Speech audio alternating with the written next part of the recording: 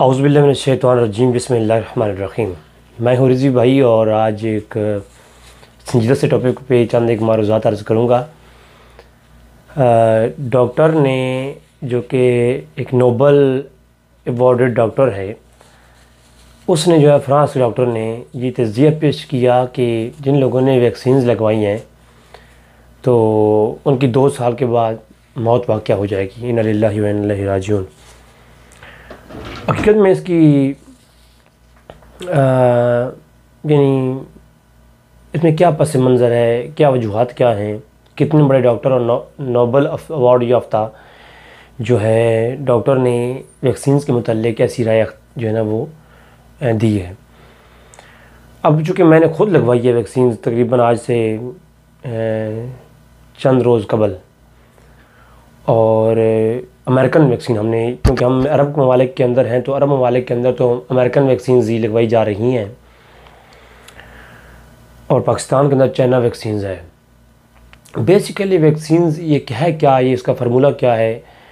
जब मैंने नेट पे सर्चिंग की और उसके बारे में थोड़ी जानने की कोशिश की तो मालूम हुआ कि बेसिकली वैक्सीन जो है ये एक एंटी नोड तैयार किया गया है। जैसे कि मैंने आज से 4-5 माह कबल कोरोना वायरस और लॉकडाउन और जुमा मस्जिद में पढ़ने ना पढ़ने के ऊपर कुरान हदीस से, और क्या ये कोरोना वायरस ऐसी वबा है कि छूने से लगती है या नहीं, तो इसके ऊपर जो है मेरी गुफ्तगू थी। तो मैंने हदीस की रोशनी में कुछ मारूज़ात अर्ज़ की थी 3-4 माह कबल। तो उसमें मैंने कोरोना वायरस की माहियत जो डॉक्टर्स ने बताई उसको बयान करते हुए कुछ अर्ज़ की थी कि कोरोना वायरस, जब कोई भी वायरस इसके नात में कोई बीमारी भी है वो इंसान के जिस्म पे इफ़ेक्टेड कैसे होती है। अब मुझे तो 4-5 साल हो गए ये मेडिकली और इंजीनियरिंग की हुई है और किताबें पढ़ी हुई है। कॉलेज जब से छोड़ा है तब उसके बाद तो फिर इस्लामिक फील्ड अख्तियार की, तो ये किताबें जब किताबों से बंदा हट जाता है तो फिर वो चीज़ें नहीं रहती, वो वर्डिंग नहीं रहती इंसान के पास। लेकिन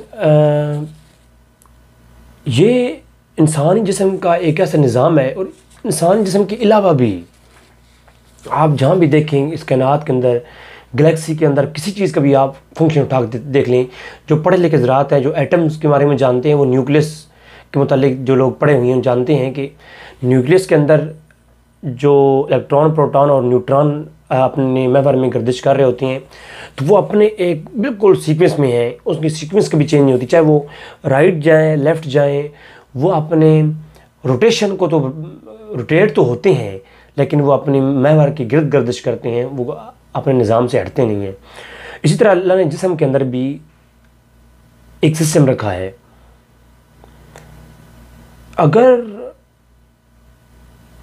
कोई जरासीम भी, कोई वायरस भी, कोई बीमारी का ऐसा अंसर आपके जिस्म में किसी ज़रिए से भी दाखिल होता है तो अल्लाह तबारक व तआला ने ऐसा सिस्टम रखा हुआ है कि आगे से एक निज़ाम उसके ख़िलाफ़ खड़ा हो जाता है।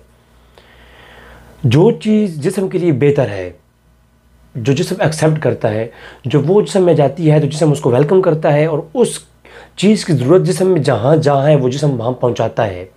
जिस्म में एक बसेज हैं, जैसे कि आप कंप्यूटर में देखते हैं इलेक्ट्रॉनिक छोटी छोटी बसें होती हैं जो आपके डेटा ट्रांसफ़र बसेज होती हैं, जो आपके डेटे को आपके यूएसबी से हार्ड डिस्क में लेके जाती हैं, हार्ड डिस्क में रैम में प्रोसेस करती हैं, फिर रैम से उसे जो है वो आपको शो होता है, चाहे वो C++ उसकी प्रोग्रामिंग के ऊपर चलता है तो वो आपके सामने शो होता है, या 1010 की जो प्रोग्रामिंग होती है तो एक बाकायदा फंक्शन है कंप्यूटर के ऊपर। हम तो स्क्रीन पे देख रहे होते हैं ना, उसके पीछे 101 की वो जो है वो क्या है, प्रोग्रामिंग हुई है, तो वो जो प्रोग्राम होता है बसों के ज़रिए ट्रैवल करता है। इसी तरह जिस्म में भी एक पूरा फंक्शन है। जब आप मुंह के ज़रिए कोई चीज़ खाते हैं तो उसकी ज़रूरत जिस्म में जहाँ भी है जिस्म उसे वहाँ पर लेके जाएगा। देखिए आपकी टांगों में दर्द होता है, आप एक टैबलेट खाते हैं, और टैबलेट के अंदर ऐसे अज्जा रखे जाते हैं जो उन्होंने उस बीमारी के लिए इलाज होते हैं। तो अब टैबलेट को क्या पता कि बीमारी कहाँ है, लेकिन जब आप टैबलेट खाते हैं तो आपकी टांग का दर्द ठीक हो जाता है। वजह क्या है कि जो चीज़ इफ़ेक्टेड है उस चीज़ को उसकी ज़रूरत होती है। आप जिस्म में कट लग जाए, हाथ में कट लग जाए तो फ़ौरन जिस्म ज़ोर लगाने शुरू कर देता है कि इस कट को बंद किया जाए। आप अगर उसकी थोड़ी केयर करते रहें तो वो खुद कुछ दिनों के बाद वो कोई चीज़ ना भी लगाएं, कोई कट लगने पर कोई उसका इलाज ना भी करें, फ़कत आप उसकी केयर करें, उसके अंदर मज़ीद जरासीम और बैक्टीरियाज वगैरह ना जाने दें, उसको साफ़ रखें ज़ख़म को, वो ज़ख़म खुद चंद रोज़ के बाद क्लोज़ हो जाएगा, क्योंकि जिस्म में ये अल्लाह ने सलाहियत रखी है कि वो चीज़ों को जोड़ता है। इसी तरह कोई वायरस भी हो, बुखार का वायरस कोई भी, जब वो दाखिल होता है तो जिस्म उसको ऐसे, हमारे जिस्म में हज़ारों वायरसेस रोज़ाना की बुनियाद पर दाखिल होते हैं, लेकिन वो अंदर जाते ही हमारा जो वो एंटी वायरस सिस्टम है, वो एमोनीस जो हमारा सिस्टम है जिस्म के अंदर, वो उसके साथ लड़ाई करके उसे ख़त्म कर देता है, उसे मार देता है जरासीम को। हमें बीमारी नहीं होती, हमें मालूम नहीं होता कि हमारे अंदर कोई जिस्म में जरासीम गया नहीं गया। जब हमें बुखार होता है या हमारे सर में दर्द होता है, इसका मतलब ये है कोई वायरस ऐसा दाखिल हुआ है हमारे जिस्म में जिससे हमारा जिस्म लड़ाई तो कर रहा है लेकिन उसे मार नहीं पा रहा, दोनों तरफ से मुकाबला अच्छा हो रहा है, फिर हमारे जिस्म में तकलीफ़ हो रही होती है। जबकि ये जो वायरस था कोरोना वायरस, इसका इशू कुछ अलग था। ये जब जिस्म में दाखिल होता है तो जिस्म के एंटीनोड इम्यूनी सिस्टम को मालूम ही नहीं होता कि हमारे अंदर कोई हमारा दुश्मन दाखिल हो चुका जिसका वो आगे से लड़ाई करें। यानी ऐसा जिस्म, ऐसा दुश्मन अगर डायरेक्ट हमारे मुल्क पर कोई हमला कर देना तो फ़ौज तैयार खड़ी हुई है, लेकिन हमारे मुल्क में रहने वाले हज़रात में अगर ऐसा कोई लोग आके रहने लग जाएं जो हमारे ही लोगों जैसे हो जाएं और हमें मालूम ही ना हो ये हमारे हैं या अपने हैं या बेगाने हैं, तो हमारा वो नुकसान करेंगे, खुदकुश हमले करेंगे, कुछ और करेंगे, हमें मालूम ही नहीं होगा क्योंकि वो हमारे अंदर रह रही हैं। कोरोना वायरस की गेम कुछ इस तरह की है।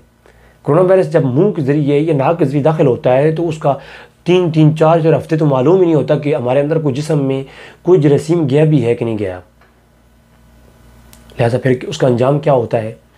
उसका अंजाम ये होता है कि वो वायरस हमारा अंदर से निज़ाम खोखला कर देता है।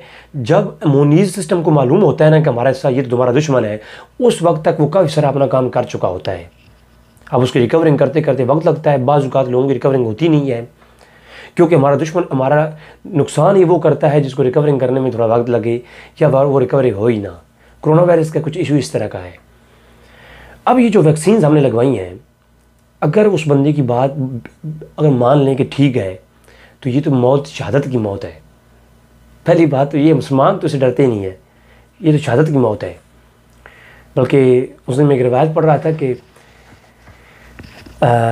अल-मुअज्जम अल-औसत के अंदर ये रिवायत है कि अल्लाह के रसूल ने फरमाया कि मेरे प्यारे साहबा शहीद कौन है? फरमाया जो अल्लाह की राह में लड़ता हुआ कट गया वो शहीद है। तो अल्लाह के रसूल ने फरमाया इस तरह तो मेरी उम्मत में तो बहुत शहीद बहुत कम होंगे।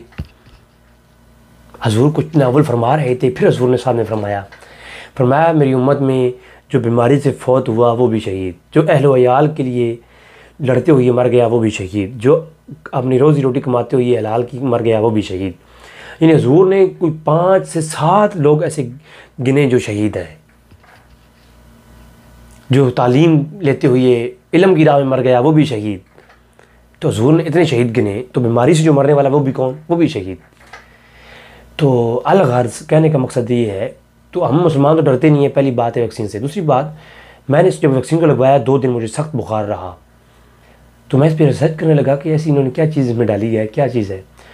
तो ये बेसिकली ये है कि ये हमारे जिस्म में जब दाखिल करते हैं ये लोग, तो वो हमारे जिस्म में एक साइड से एंटर होती है वैक्सीन, वो पूरे जिस्म के अंदर से ना ज़ोर लगा करके आपके खुलियों को डिस्टर्ब करके वैक्सीन पूरे जिस्म में फैलती है। अब चाइना वैक्सीन तो है जो चाइना की, तो उसमें ये चीज़ नहीं है, वो तो जिस्म के मोटे मोटे हिस्सों में वो फैल जाती है।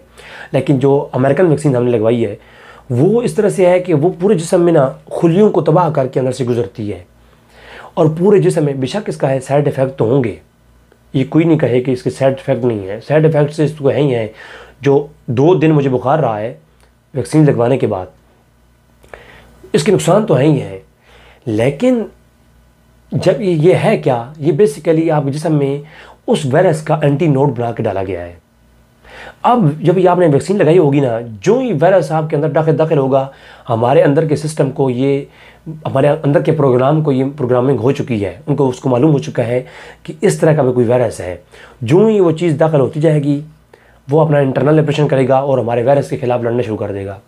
और हमारे कोरोना वायरस की जो अलामात हैं वो जल्द से जल्द ज़ाहिर हो जाएंगी और वक्ती तौर पर काबू भी हो जाएगा और वायरस के मुताल्लिक़ मुकम्मल हमें मालूम भी उस वक्त हो जाएगा। तो बेसिकली जो कोरोना वायरस वैक्सीन है वो एक एंटी नोड हमारे जिस्म में दाखिल किया गया है। कोई साइड इफ़ेक्ट्स हैं लेकिन मरने वाली कोई ऐसी खबर नहीं है। ऐसे होता तो जिन्होंने 3 साल पहले लगवाई हैं वो मर चुके होते। तो जब वैक्सीन बनाई गई, जिन पे तजर्बे किए गए, वो लोग मर चुके होते। ऐसा नहीं है कुछ भी। तो परेशान ना हो, ये बाकायदा एक एंटी नोड है जो बीमारी के ख़िलाफ़ बनाया गया है। हर दौर में बीमारी भी आती है, उसका एंटी नोड भी आता है। चाहे बीमारी वो ख़ुद लैब में तैयार की गई हो, किसी खुफिया तौर पर जो माफिया काम कर रहे हैं उनकी बीमारी ईजाद करदा हो, या अल्लाह की तरफ से कुदरती ईजाद करदा आए हुई कोई बीमारी भी हो, उसका एंटी नोड दुनिया में है, बनाया जाता है, पेश किया जाता है और वो काम भी करता है। अगर इसका ज़िंदगी में अफेक्टेड भी है, 2 साल के अंदर मरने वाली बात मैं इसको कम से कम तस्लीम नहीं करता। बाकी देखते हैं, अब मैं भी आपके सामने हूँ, 2 साल के बाद फिर वीडियो अपलोड करूँगा इंशाअल्लाह तबारक तआला। मौत अल्लाह की तरफ से है। जब मौत आनी है, खलक़ल मौत वल हयाता लियब्लुवकुम अय्युकुम अहसनु अमला। तो ये जो है मौत की पैदा करने वाला वो अल्लाह की ज़ात है। हम मुसलमानों के लिए कोई टेंशन की परेशानी की बात नहीं है। आपकी दुआओं को तालिब आपको अपना भाई वैक्सीन लगवाएं। इसका जो है मैं समझता हूँ कि फ़ायदा है, लगवाना चाहिए हमें, ताकि हम हमारी बीमारी से उससे हम इलाज करवा सकें। हम पाकिस्तानी कौम जो है ना, अल्लाह तबारक तआला हमें समझने की तौफीक दे।